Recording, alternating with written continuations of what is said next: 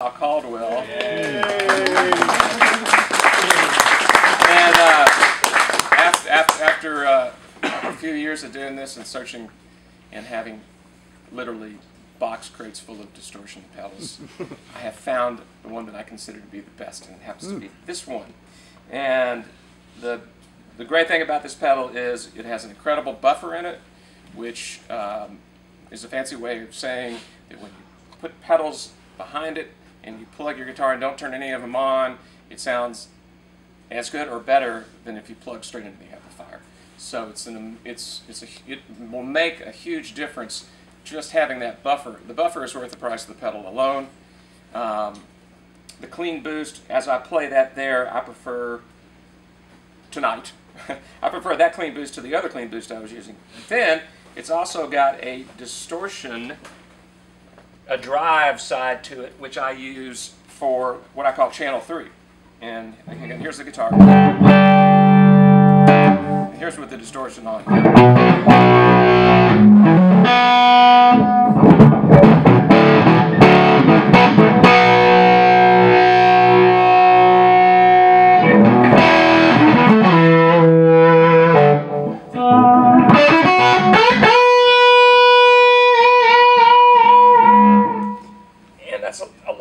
These pickups are not very potted, so when I'm this close to the amp, it will, you have to kind of be careful about the hum, the feedback that comes through.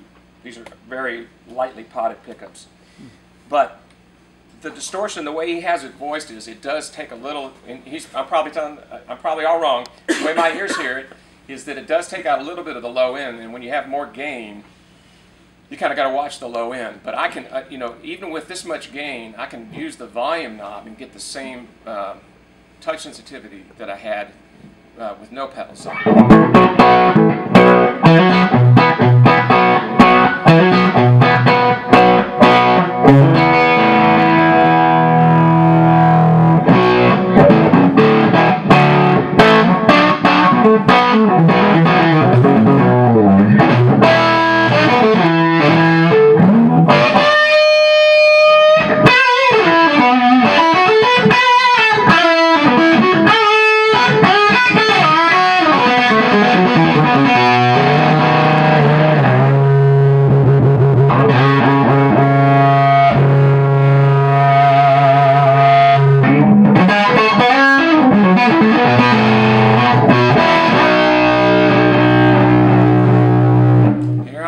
That is, I mean, it's just like harmonics are all in, you know, it's a combination of the amp and the pedal and the guitar and everything, but that pedal rocks. And so, in effect, what I've just showed you there is I sort of have my clean channel by just turning down to 6 or 7, my dirty rhythm channel by turning the guitar all the way up, my third channel by hitting it with a clean boost, my fourth channel with the overdrive, and then, one more loud, is if I turn the clean boost and the overdrive on. Scared him away. So, I mean, this is really, you know, and I actually use this a lot when I'm soloing, and I'm like, especially when I'm playing a long solo, improvising with my band, and it's like everybody's digging in harder, and I'm like, I got to get a little louder, and so I'll turn it all on, and it's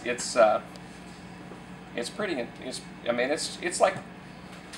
The whole idea here is I've never been able to find a 2-channel amp that really did it for me. The clean channel was always a little too hard and clean.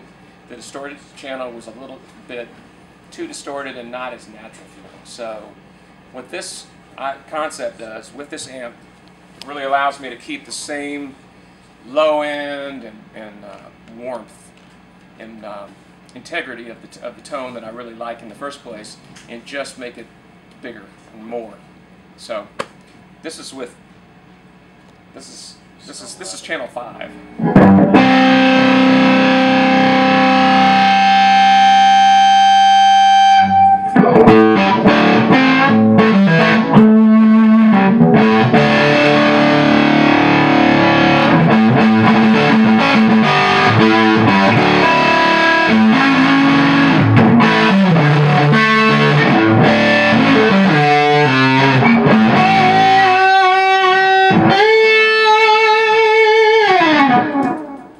Gain than I normally need, need, but you'd be surprised when the whole band is cooking. It's like it's nice to kick all that stuff on, and so that's kind of the rig rundown, as I guess as they say,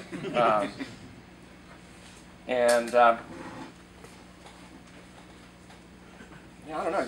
Feel free to ask any questions as I talk about all this stuff. Yeah.